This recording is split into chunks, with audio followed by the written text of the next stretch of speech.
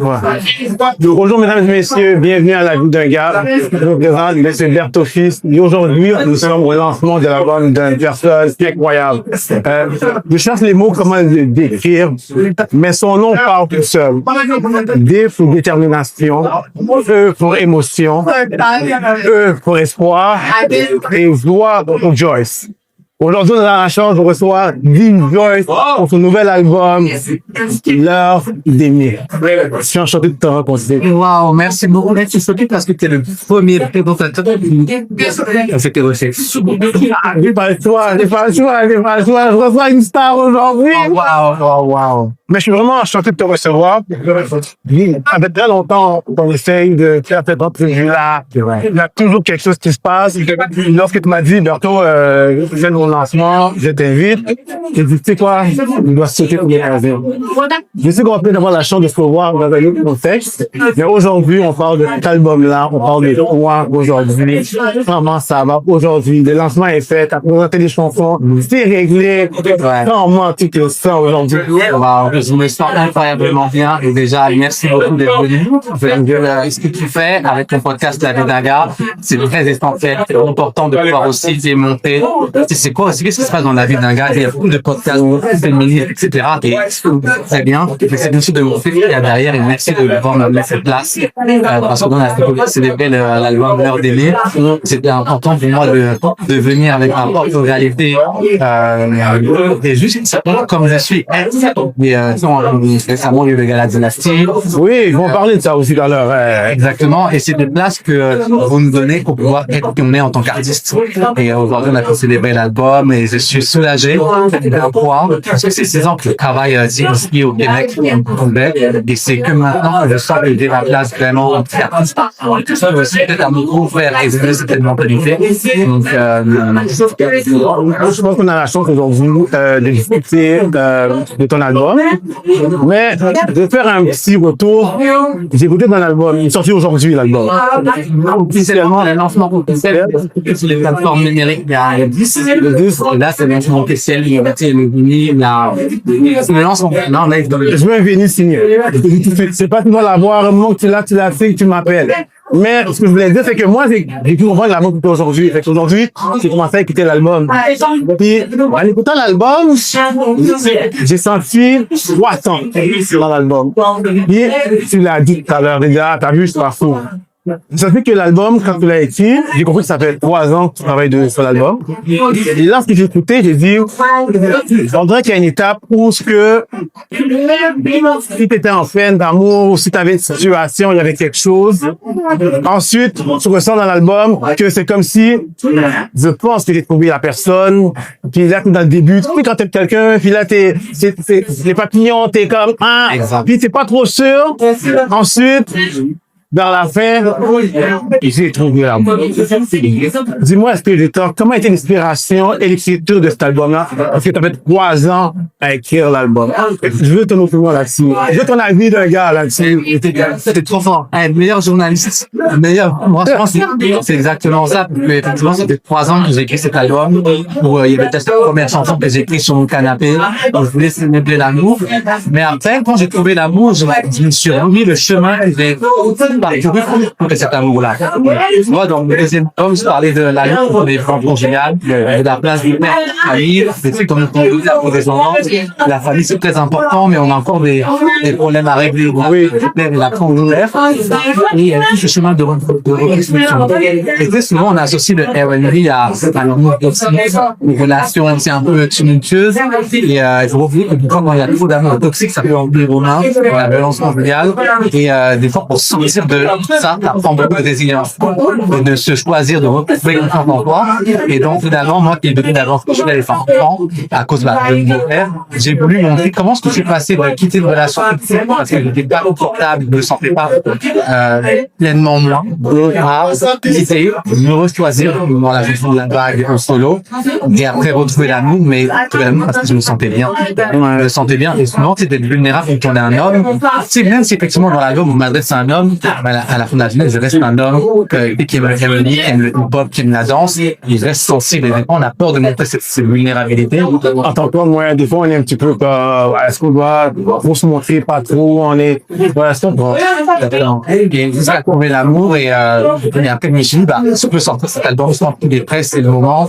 Et comme je suis aujourd'hui dans un écosystème musical où je me sens à l'aise. Tu sais, j'ai fait mes preuves, entre guillemets, dans l'industrie, j'ai beaucoup fait d'autres personnes, je beaucoup avec beaucoup d'acteurs de l'industrie.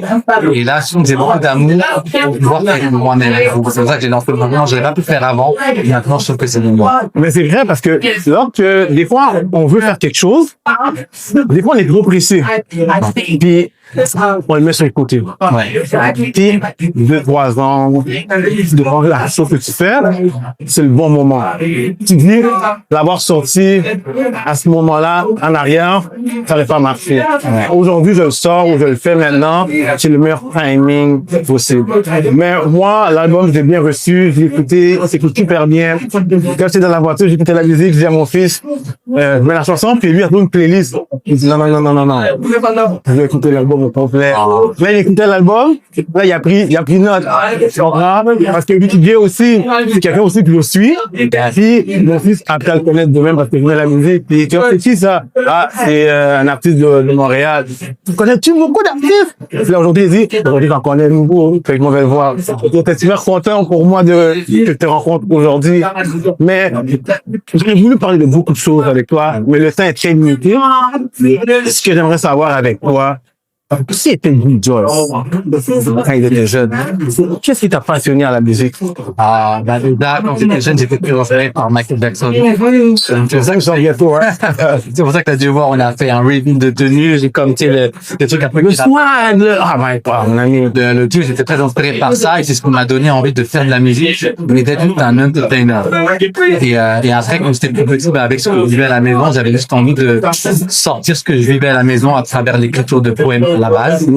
Et ensuite, c'est vraiment la musique qui a permis que je puisse mettre des mots sur ce que je peux pas forcément dire à la maison, auprès de ma mère, auprès de la famille.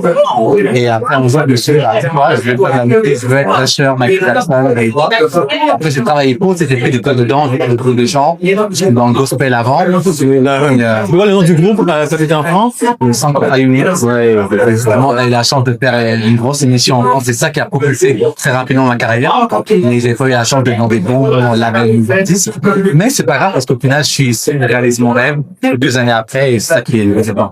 On va donner un fait d'œil, ton agence, le marketing en arrière de toi. Si tu l'es présenté, du fait qu'elle est ton agence, elle fait un gros travail en arrière. J'ai vu toute l'équipe en arrière. Ouais. Tout le monde prend en toi, tout le monde est derrière toi. Tu vois ce que je veux dire?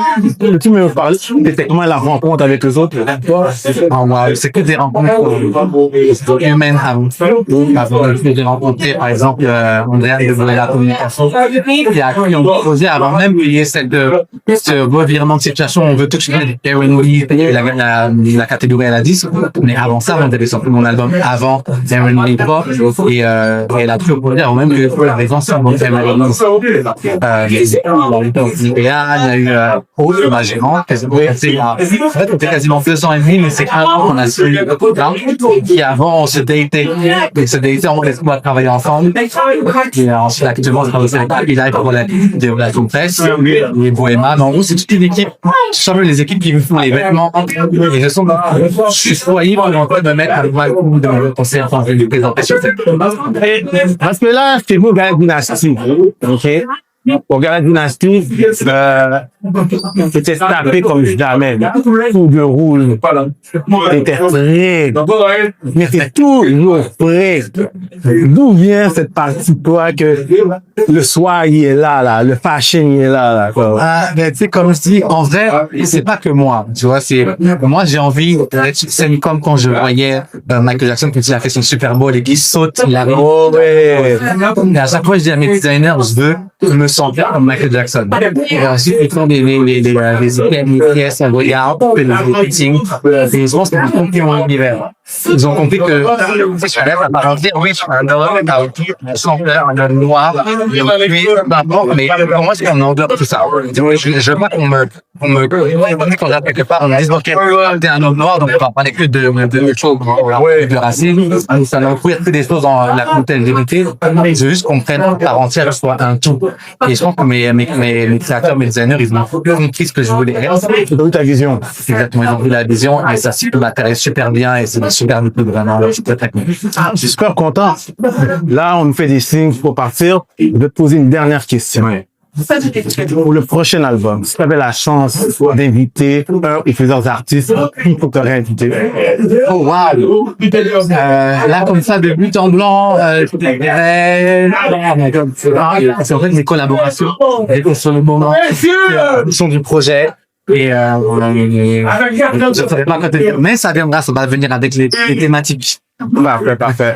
So, D-Joyce, enchanté de t'avoir reçu à La Vie d'un gars. Merci. On va se reprendre sur une émission plus complète. Ouais. Et il y a beaucoup de choses que j'aimerais discuter avec toi parce que tu as l'air d'un gars très intelligent.